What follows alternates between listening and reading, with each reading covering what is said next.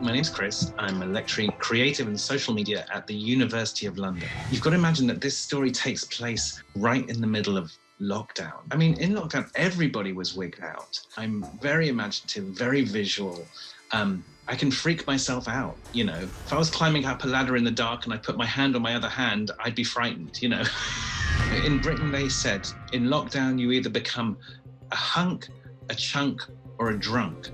And I tried to go down the hunk road, and so I forced myself to go on my bicycle every single day. No matter what the weather, I just threw myself out there. The day that I encountered the sheep, there I was, plowing up this hill that I've gone up 1,000 times, kind of bored. Up the hill, up the hill, up the hill. I'd say hello to some horses. Hi horses, how you doing? And then I look to the right and I'm just like, what is that? What I think, first of all, is a crop circle. I was like, wow, there's a crop circle. I've never, you know, groovy. I'm getting closer and closer to what I suddenly realized is sheep. And I'm like, what the hell is that? And why are they in these kind of concentric circles? And normally they're really, like, sheep are noisy, but they were just absolutely, you know, silent. So there in front of my eyes is something unbelievable. And when you come across something unbelievable, your frame of reference shifts.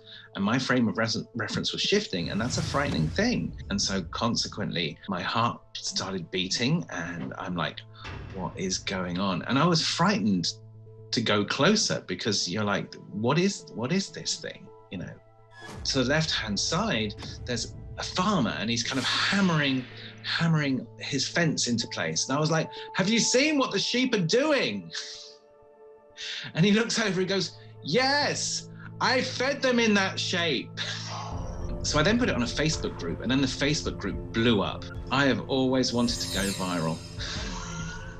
And then when I looked today to see how many times the story had been shared on the Daily Mail, I was like, 15,000. I was like, yay, high five, high five, high five.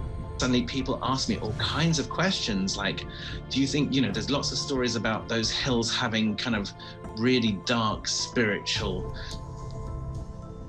connections. And I was like, the food, it's a snacking machine. They put it in that shape. But people are ignoring that completely. They don't want to believe that, you know, they're not satisfied with the fact that it's food, and they ignore that fact completely.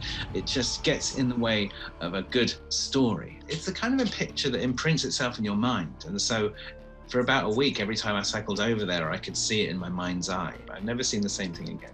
As I was rationalizing it afterwards, when I was cycling away from the sheep, I was like, you know, maybe it was a little thank you for becoming vegetarian.